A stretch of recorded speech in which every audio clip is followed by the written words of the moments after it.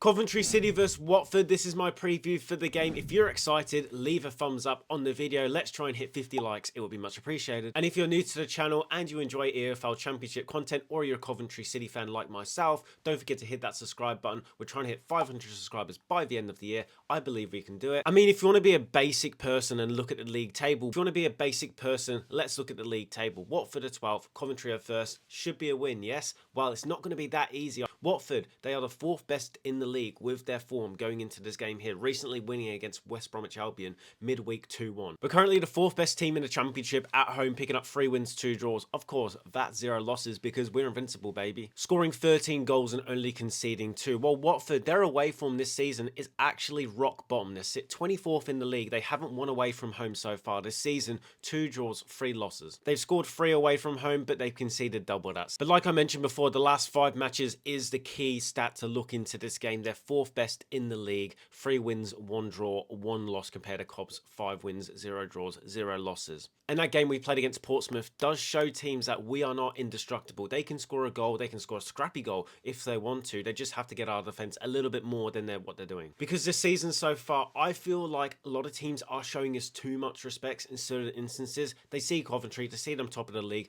they see us scoring so many goals. What is it, 31, 32 right now? 31 goals scored, 8 conceded, and they just go, yeah, we're just going to sit back, hit on the counter attack. If teams take it to Coventry, we will pick them apart, but sometimes we are fragile in defence. Like we saw at the first game of the season against Hull City, they had a couple of chances that they could have scored and they could have easily walked away with the 3 points. Because if teams are on it, they could score 1, they could park the bus, and then they could hit us for 2. We're not indestructible, let's say that. We haven't lost all season long, of course, but there is signs that show that Coventry at times are fragile, especially in that Portsmouth game. Again, going back to it, they had a couple of chances where on another day, they could have had a penalty, they could have scored, they could have 2 penalties outside of the box, hitting the post, skimming the post. Everything like that is working in Coventry's favour because we're top of the league. Say we are top of the league and things are going our way, and there's going to be a time in the season where it's not going to go away. Everything's going to go against us. We might have only 1 win in 4 games. That's a realistic thing that could happen this season, and I'm not saying it's definitely going to happen in this Watford game, but I'm just saying it's not going to be as easy as everyone thinks it is. The best players according to FootMob for both teams. For Coventry, of course, it's Thomas Asante with a 7.77 rating,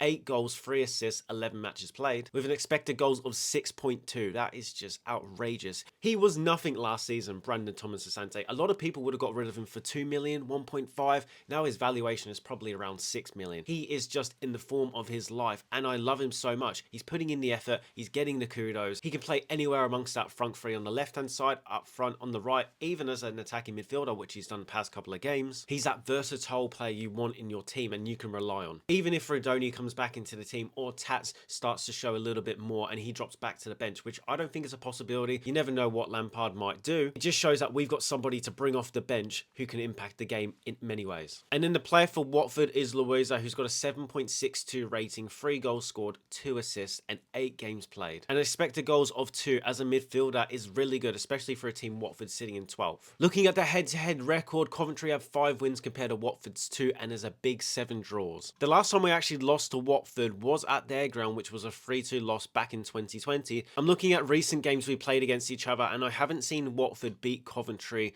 at Cov's ground, so this could be a chance for them to break an unbreakable record that they haven't done so far in a long time, which is what we seem to do a lot this season. So maybe from their perspective, they could do that. Key players to keep an eye out for Watford is Irakonda up front. He's from the A-League, which is in Australia, and he is Australian. He played for Adelaide United. I watched him a few times because I live here, and he's just sensational. I mean, his free kick abilities are just outrageous, so it's going to be very key in this game to stop fouling on the edge of the box and giving them that chance to have those free kicks. Because if he gets half a chance, a sniff, he's probably going to take it. We could be 1-0 down in the first 10 to 15 minutes, and it could just be like the Norwich game where they just sit back, hit on the counter-attack, and make it hard for Cov, which is a negative this season for Coventry. We've really struggled to break down teams who sit on the low block. Not many teams have done that so far this season, but when they have, they've gone 1-0 up, and then we just struggle. Vata on the left-hand side for them has got 2 goals, 2 assists, so that's something that is key to look at. I think Milan would easily deal with him. Milan is the best right back in the league, but it's something to keep a note of. He's got 7.1 rating on FOTMob, and he did score against West Bromwich Albion midweek. So he's in a run of form, he's hitting those highs.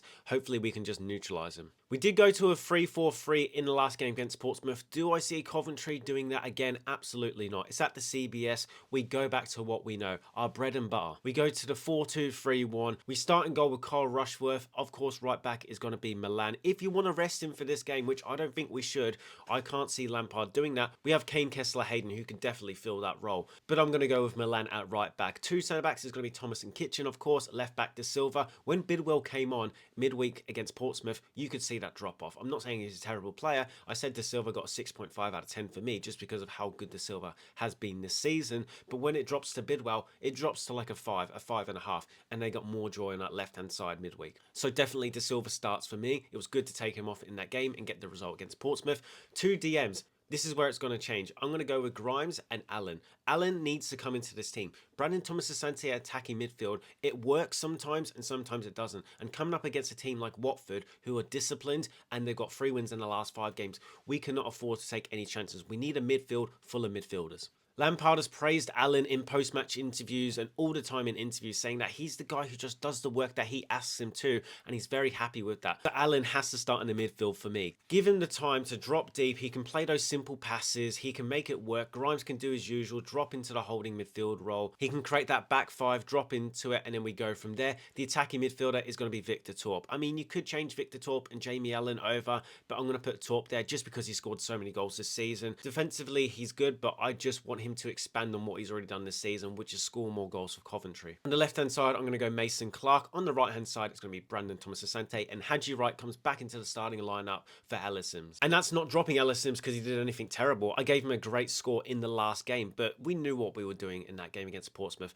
We were resting Haji Wright for this weekend's game. With Watford, they play many formations. They play a 4-2-2-2, or they play a 3-4-1-2. So they're very expansive. They can change the way that they play depending on the opposition. And if I was them personally, I would look at Coventry and I would say we just need to press them like Blackburn did at their home ground, and Cov would really struggle. They are the 11th highest in the league, so about mid-table for possession. For average possession, they've got 51.1%, which is just a little bit lower than Coventry. So it will be a 50-50 game if you want to go off those stats. Averaging 1.2 goals a match, so they are key in this game here. Carl Rushworth, as I said, conceded against Portsmouth, so that maybe gives them a little bit of confidence going into this game here, where they're saying he's not indestructible in goal. We can fire some shots at him. Maybe it'll go in. And those stats of 1.2 goals per game backs that up. And if I was the manager of Watford, which obviously I'm not, I would go with that 3-4-1-2 formation. I think it works really well defensively. They're very solid. And then they just pack out that midfield, which makes it very hard for teams to break them down. So that's what I would go with if I was a Watford fan. If I'm a Coventry fan, I would want them to go with like a 4-2-2-2, because we could just exploit that down the left-hand side and the right-hand side. So moving into my score predictions, I'm going to predict that Cov win 3-1 at home. It's the CBS. Not many teams have actually beaten us there. I don't see them being a problem, but I do see us conceding a goal in this game here. Goal scorers, I'm going to go Haji Wright with 1. I'm actually going to go with Milan with 1, and I'm going to go Bobby Thomas. So it's going to be a defensive display for goals instead of the forwards, and it will be an entertaining game. We'll go 1-2, 3-0 up, 80th minute, and then we'll concede 1 at about the 84th minute, and it'll be 3-1. So that's my predictions. Coventry 3. Watford 1 for this game here. Cov will remain top of the league, will be undefeated for 12 games now, which is over a quarter of the season through, and it'll be fantastic. Everyone will be singing, "We are top of the league," say "We are top of the league." And then the belief in the fan base will actually rise that we could get promoted this season to the promised land, to the Premier League, where we belong. We got relegated in 0-1 with Man City. We're going to come back. This is the game that's going to be a statement saying, we are the team to beat this season. You haven't beaten us all season long, and that will continue. So that's my match preview for Watford versus Coventry. Let me know in the comments down below what your predictions for the game. If you're new to the channel and you've enjoyed this video, hit the subscribe button. Let's try and hit 500 by the end of the year. And if you also enjoyed this video, a like would be appreciated. As always, I'll see you in my match reaction, where hopefully Coventry have taken 3 points at the CBS.